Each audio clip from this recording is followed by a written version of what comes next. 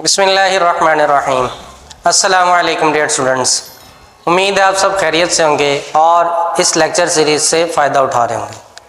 आज के इस लेक्चर में हम क्वेश्चन नंबर 5 सॉल्व करने जा रहे हैं, जिसमें हमने एलसीएम फैक्टराइजेशन के ज़रिए से फाइंड करना है।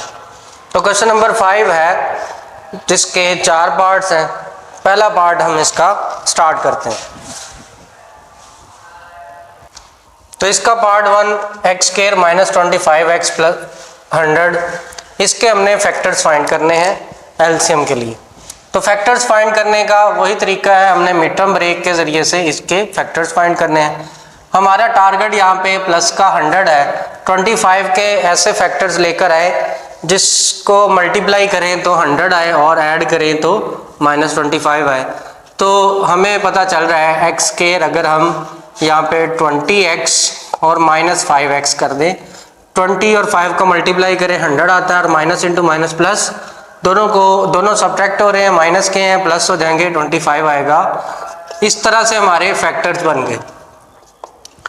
अब इसको पेयर्स को मिला लेना हमने, और इन दोनों में से देखें x कॉमन है -20, और यहाँ से -5 कॉमन है x प्लस x माइनस 20, क्योंकि यहाँ से हमने माइनस कॉमन लिया तो ये माइनस आएगा, माइनस इंटू माइनस प्लस 100 बन जाएगा। ओके, नेक्स्ट इसके बाद x माइनस 20 दोनों से कॉमन आ रहा है, तो x माइनस 20 ये और x माइनस 5 ये फैक्टर्स आगे हमारी फर्स्ट जो पॉलिनोमियल हमें गिवन थी x square minus 25x plus 100। अब हम इसकी नेक्स्ट पॉलिनोमियल जो कि x square minus x minus 20 given है, इसके फैक्टर्स फाइंड करेंगे।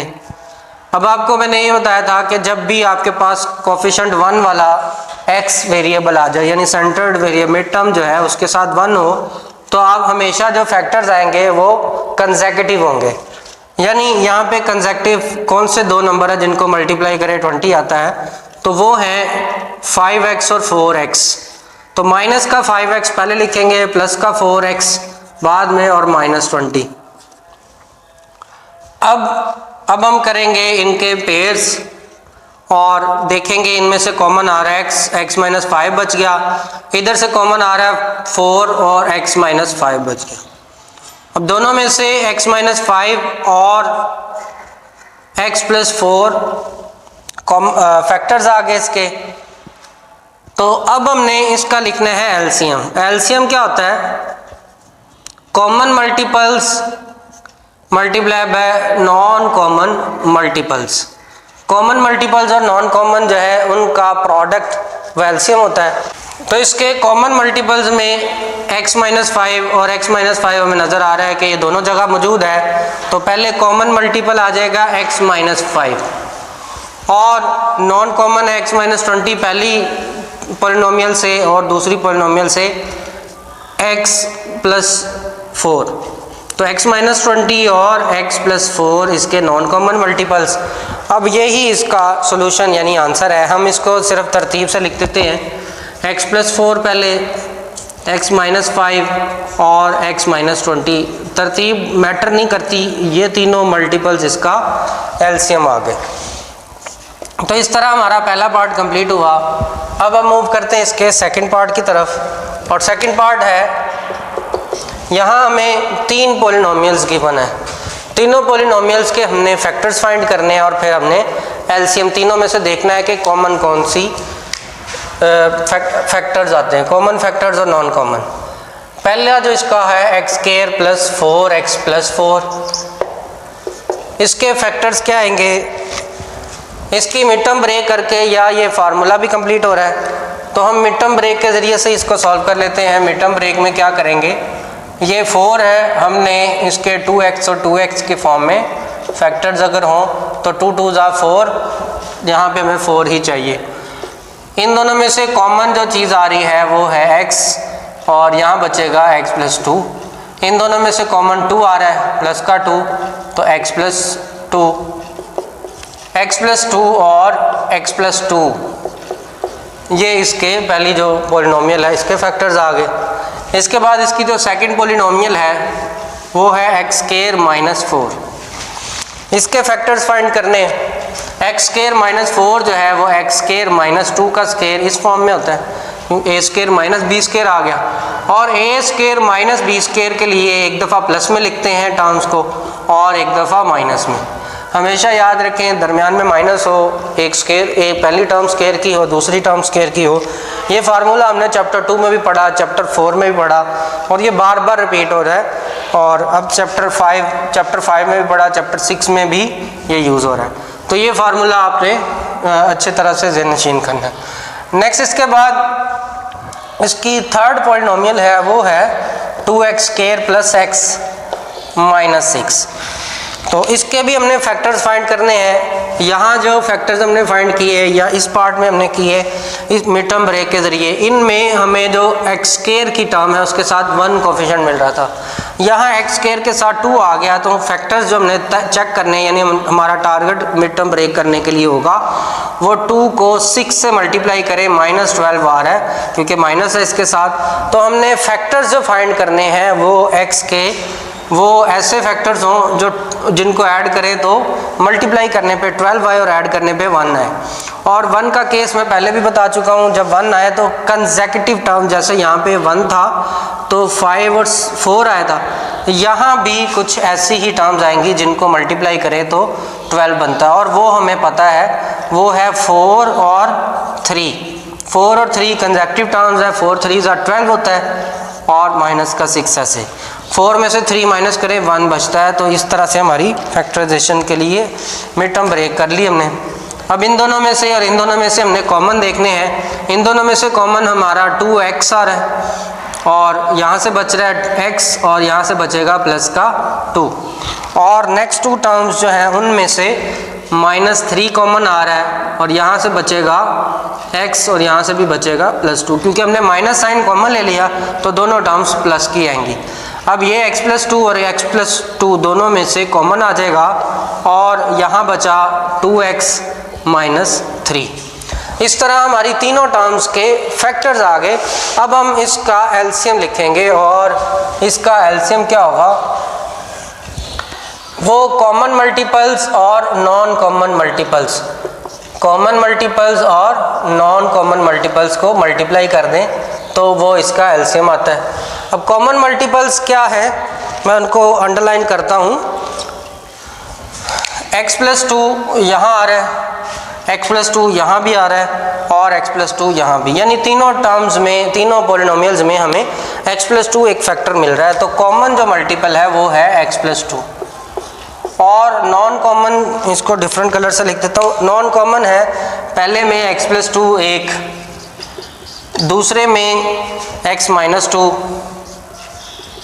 और तीसरे में 2x - 3। ये हमारी टर्म्स हैं जो नॉन कॉमन है, उसको ब्लैक से मेंशन कर दिया।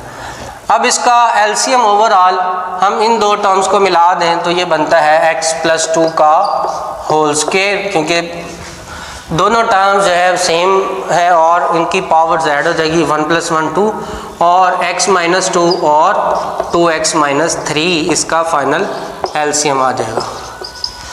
तो ये है हमारा इसके सेकंड पार्ट का आंसर है। अब हम मूव करते हैं इसके पार्ट नंबर 3 की तरफ। तो इसका पार्ट नंबर 3 है, इसमें भी हमें 2 पॉलिनोमियल्स गिवन है और हमने इनकी फैक्टराइजेशन करनी है। तो पहले जो हमें पॉलिनोमियल गिवन है वो है 2 × x⁴ - y⁴। तो 2 ऐसे ही आ जाएगा, x4 - y4 का मतलब है हम इसको लिख सकते हैं x² - y²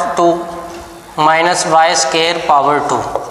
ऐसा करने से ये हमारी x² जो है वो a आ गया, उसका स्क्वायर है, माइनस ये b आ गया और उसका स्क्वायर है।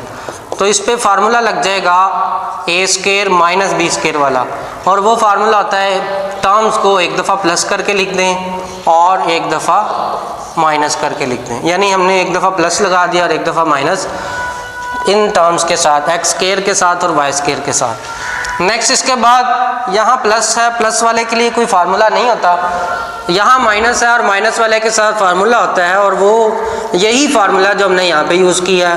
तो x² + y² तो ऐसे ही आ जाएगा, लेकिन ये x एक दफ़ा प्लस में और एक दफ़ा माइनस में ये टर्म्स भी लिखी जाएंगी। तो इस तरह हमने फैक्टर्स कर लिए, इससे मज़ीद इसकी फैक्टराइजेशन नहीं होती। अब हम इसका सेकंड जो पॉलिनोमियल है वो है 3 × x³ + 2x² minus xy² minus 2y³। इस पॉलिनोमियल को सॉल्व करेंगे तो इसके लिए हमने देखा ये दो टर्म्स हैं, इसमें x² कॉमन आ रहा है और ये दो टर्म्स हैं, इनमें से y² कॉमन आ सकता है। तो हम इसकी फैक्टराइजेशन इस तरह से कर देंगे, इन दो टर्म्स में से x² को कॉमन लेंगे और यहाँ बचेगा x और यहाँ बचेगा +2y, और इन दो टर्म्स में से माइनस y² कॉमन आ सकता है, यहाँ बच जाएगा x क्योंकि माइनस तो कॉमन ले लिया, y² भी कॉमन, और यहाँ भी आ जाएगा +2y। अब हम देख रहे हैं x + 2y दोनों टर्म्स के साथ है, ये कॉमन आ जाएगा तो फैक्टर्स बन जाएंगे इसके x + 2y × x² minus y²। अब x² माइनस y² जो है ये मज़ीद सिंप्लीफाई हो सकता है और ये फैक्टर बनेंगे 3 × x + 2y, एक दफ़ा ये x² माइनस y² है, ये यही टर्म रिपीट होगी तो x + y × x minus y, x + y × x minus y। अब इसके बाद इसका एलसीएम है और एलसीएम के लिए कॉमन मल्टीपल्स और नॉन कॉमन है, तो मैं कॉमन को सिर्फ मार्कर से मेंशन कर देता हूँ अंडरलाइन करके। अब कॉमन जो है x + y और x माइनस y ऊपर भी और नीचे भी दोनों जगह पे आ रहे हैं, और नॉन कॉमन जो है वो है 2x² + y², 3x + 2y। तो इसका एलसीएम निकलेगा, LCM is equal to common multiples x + y x minus y और non common multiples 2 × x² + y² और यहाँ से 3 × x + 2y। अब कांस्टेंट टर्म्स हैं 2 और 3, ये आपस में मल्टीप्लाई हो जाएंगी, और x + y x minus y × x² + y², ये हमने अगर इसको बैक ट्रैक करें, क्योंकि जो एलसीएम है उसकी डेफिनेशन में भी हमने पढ़ा कि मैक्सिमम पावर तक जहाँ तक एक पॉलिनोमियल जो है वो उस फैक्टर्स की फॉर्म में नहीं बल्कि वो पावर की फॉर्म में मैक्सिमम पावर जो आ सकती है उस तक हमने इसको बैक ट्रैक करके लिखना है। तो ये x + y x minus y x² + y² ये हमने x⁴ माइनस y⁴ से लिया, लिहाजा हम इसको यहाँ पे x⁴ y⁴ बना देंगे इन तीन टर्म्स को मिलाकर। तो इसको यहाँ पे इसका एलसीएम लिख लेते हैं, इसका एलसीएम आ जाएगा x⁴, पहले तो कांस्टेंट टर्म है, कांस्टेंट है 2 और 3 मल्टीप्लाई हो रही तो 6 हो जाएगा x⁴ माइनस y⁴, और ये जो टर्म बच गई लास्ट पे x + 2y, ये हमारा फाइनल आंसर आ जाएगा। तो पार्ट 3 कंप्लीट हुआ। अब हम इसका फोर्थ पार्ट करते हैं। फोर्थ पार्ट में हमें 4 × x⁴ माइनस 1 गिवन है, तो इसके लिए भी हमने पहली जो पॉलिनोमियल है वो 4x⁴ माइनस 1, इसके फैक्टर निकालने हैं। अब ये इसी तर्ज की है, x⁴ माइनस y⁴ की जगह पे x⁴ माइनस 1⁴ 1 जो है इसकी जितनी मर्जी पावर बना सकते हैं, क्योंकि इसके साथ x⁴ आ रहा है तो हम इसको भी 1 को x⁴ कंसीडर कर लेंगे, क्योंकि 1 की हम कुछ भी पावर ले सकते हैं और कुछ भी किसी भी पावर पे 1 ही आंसर आता है। तो इसके फैक्टर्स x² + 1² और x² माइनस 1², यानी ये इसी तरह से जैसे हमने यहाँ पे किया है। एक दफ़ा हमने होल स्क्वायर में बना के लिखा था, मैंने डायरेक्ट कर दिया कि फैक्टर x² + 1² और x² माइनस y²। अब ये तो ऐसे ही रहेगा x² + 1², क्योंकि 1 होता है इसको 1 लिख देंगे, और ये एक दफ़ा प्लस में और एक दफ़ा माइनस में लिखा जाएगा, क्योंकि दरमियान में माइनस आ रहा है। जैसे यहाँ माइनस था तो एक दफ़ा प्लस और एक दफ़ा माइनस। मज़ीद इनकी फैक्टराइजेशन नहीं होती, प्लस वाली टर्म की तो वैसे नहीं हो सकती, और यहाँ पे ये बेसिक पावर यानी 1 पावर पर आ चुके हैं। तो ये इसके फैक्टर्स आ गए। नेक्स्ट इसका जो अगला पार्ट है वो है 6 × x³ - x² - x + 1। तो यहाँ पे भी हमने फैक्टराइजेशन इसी तर्ज की है, इनमें भी हम ये दो टर्म्स को कंसीडर करेंगे और ये दो टर्म्स को कंसीडर करेंगे। अब यहाँ पे ये होगा 6 इंटू, इनमें से कॉमन आ जाएगा एक्स स्क्वायर, तो यहाँ बच गया x और यहाँ पे बच गया -1। इन दोनों में से कॉमन सिर्फ -1 आएगा और x -1। इस तरह से 6 इंटू एक्स स्क्वायर -1 और x -1, जैसे हमने पीछे लिखा था उसी तरतीब से x -1 और x स्क्वायर -1, यानी हमने क्या किया था यहाँ पे x square minus Y square यानी x स्क्वायर -1 स्क्वायर बाहर लिख दिए। अब इसके बाद x स्क्वायर -1 को हम ये वाली टर्म तो वैसे लिख देंगे, ये x स्क्वायर -1 जो आ रहा है इसको हम लिख सकते हैं x + 1 इंटू x -1, क्योंकि a square minus B square formula दोबारा यहाँ पे अप्लाई होगा, तो ये 6 इंटू x -1 x + 1 x -1। अब हमने देखना है इनमें से हमारी दोनों की फैक्टराइजेशन तो कंप्लीट हुई।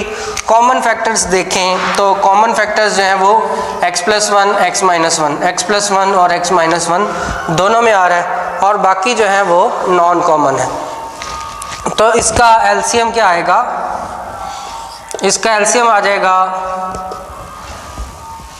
पहले तो कॉमन टर्म्स है वो है x + 1 और x -1, और साथ में इसके नॉन कॉमन में 4x square + 1 4 into x square + 1, और जो ये है 6 इंटू x -1 6 इंटू x -1।